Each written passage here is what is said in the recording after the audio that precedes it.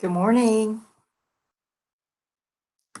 All right. Good morning, guys. Oops. I am hoping that you are hanging with me with Romeo and Juliet because it's a fun story and because it's really all about the learning at this point.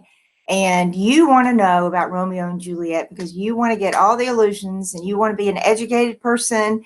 You want to be a good conversationalist. You want to be able to play and answer the questions on Jeopardy when it includes Romeo and Juliet. So let's look at Romeo and Juliet Act 2, Act 3. But we have to look back at Act 2 and just remember there's a couple of things. Romeo and Juliet just got married. The friar just married them. And he actually warns them that these violent delights have violent ends. And so he's foreshadowing the catastrophic ending that occurs in Act 5. Well, it starts well before that, but it ends in Act 5, which is what we call the catastrophe. And we also need to remember that Prince Aeschylus had made that decree that anyone who fights in the streets is going to die. So in Act 3, we have Mercutio and Benvolio are hanging out in the streets, and they know that Romeo has been challenged to a duel by Tybalt. Tybalt is still not happy with Romeo because he attended the Capulet party, and he was not invited, and he is the enemy. They're sworn enemies. And so Mercutio and Benvolio are outside in the streets and it's hot out there. And so Benvolio suggests that, hey, it's hot outside and because brawls tend to happen in the heat, maybe we need to take it inside because we don't want anything to happen out here in the street. We don't want to break any laws. And did you know that the crime rate really does increase during hot weather? Tempers rise faster and people are out and about more in the hot weather. Interesting fact. Benvolio says, I pray thee, good Mercutio, let's retire. The day is hot, the Capulets abroad. That means the Capulets are around. And if we meet, we shall not escape a brawl. But for now, these hot days is the mad blood stirring. And so in the next few lines, then Mercutio begins to tease Benvolio and say, yeah, because you're such a hothead. And tease him about being a hothead when we all know that Benvolio is a peacekeeper. Uh-oh, where did it go? We'll go to the next slide. There we go.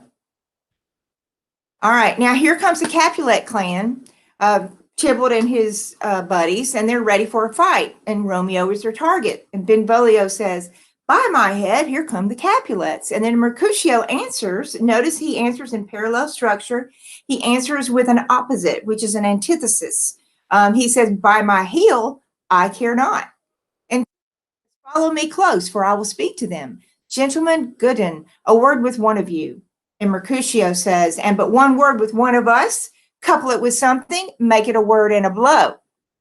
So if you see the parallel structure, I want you to write that on your notes. Write down the parallel structure and then also that they are juxtaposed, that they are opposites. So we call them antithesis. Okay, and then this next slide, I've labeled it Tybalt, Prince of Cats, because that's an epithet that Mercutio uses to tease about Tybalt. They kind of laugh at Tybalt because he thinks he's so great. So Tybalt says, Mercutio, thou consortest with Romeo. And Mercutio says, consort, does that make us minstrels? Because consort means two things. If you consort with someone, it means you hang out with them and you plan with them. And then also it could mean a group of musicians. So he's kind of playing on the word there. And he says, thou make minstrels of us, look to hear nothing but discords. And you know that word from your vocabulary. Here's my fiddlestick. Here's that shall make you dance. Zounds, consort. So he wants to maybe play fight with Tybalt. Benvolio says, we talk here in the public haunt of men, either withdraw unto some place, some private place, or reason coldly of your grievances, or else depart. Here all eyes gaze on us. So again, Benvolio is saying, hey, watch out. We're in the street. We're going to get in trouble. We need to go somewhere else, or maybe we just need to stop. And Mercutio says, men's eyes were made to look, and let them gaze. I will not budge for a man's pleasure. And then here comes Romeo. And remember, he's married. to Juliet, and nobody knows. And Tybalt says, well, peace be with you, sir. Here comes my man.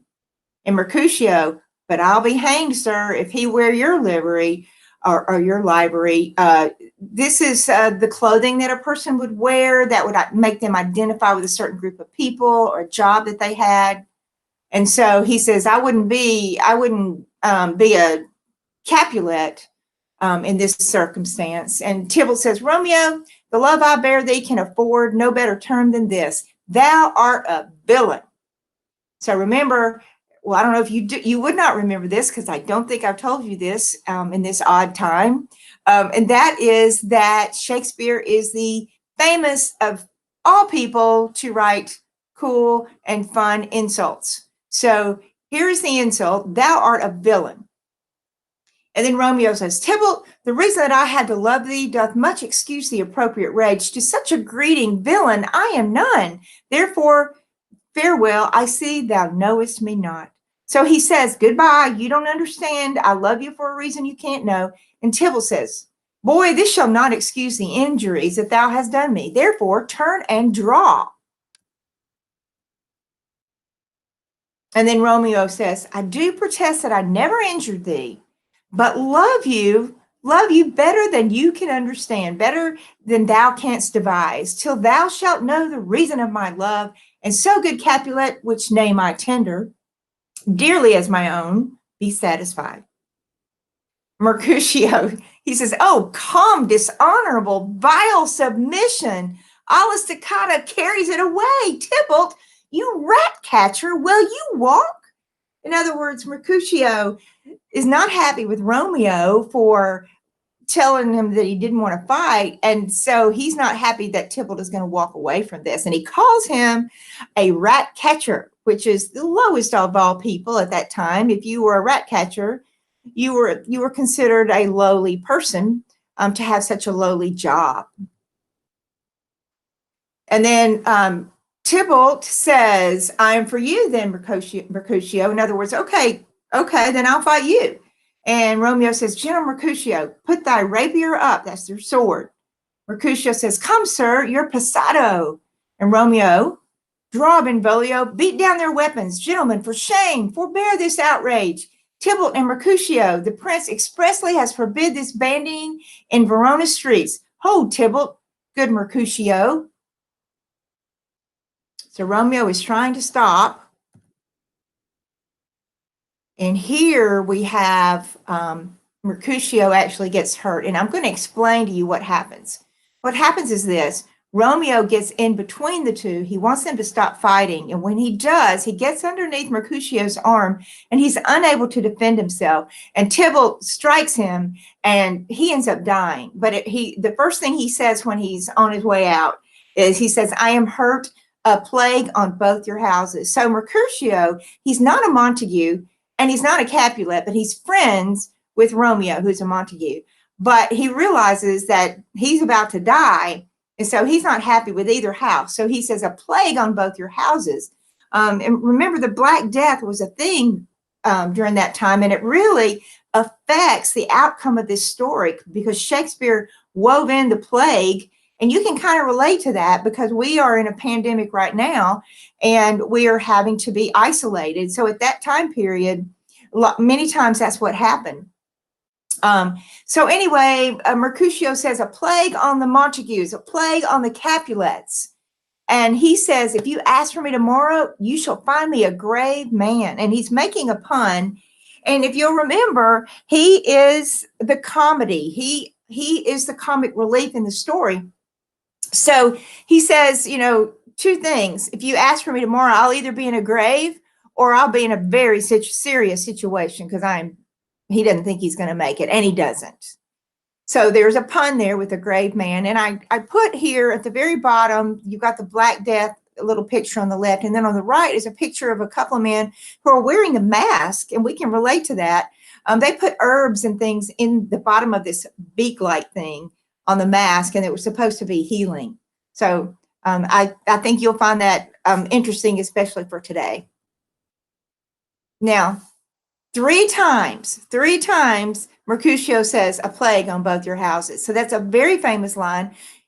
you will hear it today. I heard this not too long ago when a newscaster said, well, a pox on both the houses. And he was talking about our government.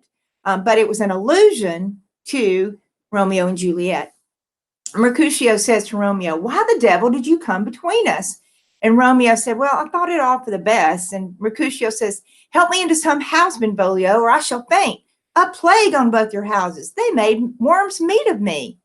Romeo says, oh, sweet Juliet, thy beauty hath made me effeminate, and in my temper softened valor steel. In other words, I'm acting like a girl. My love for you has made me act like a weak person. Benvolio says, oh, Romeo, Romeo, Mercutio's dead. And here comes the furious Tybalt back again. And Romeo says, alive in triumph, and Mercutio slain? For Mercutio's soul is but a little way above our heads. Either thou or I or both of us are going to go with him. So now Tybalt is angry.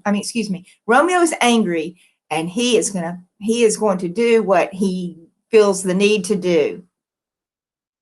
So Tybalt dies in a fight with Romeo, and then, wouldn't you know it, Prince Aeschylus arrives, and poor Romeo, he says, and he actually says, I'm so unlucky. He says, oh, I am fortune's fool.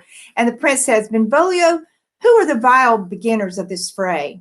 And next, Benvolio tells the prince what happens and ends with, this is the truth, or let Benvolio die. And the prince's response is, and for that offense we do exile him hence. I will be deaf to pleading and excuses, nor tears nor prayers shall purchase out abuses, therefore use none. Let Romeo leave in haste, else when he is found, that hour is his last. So in other words, instead he allows mercy. Instead of killing Romeo, he exiles him.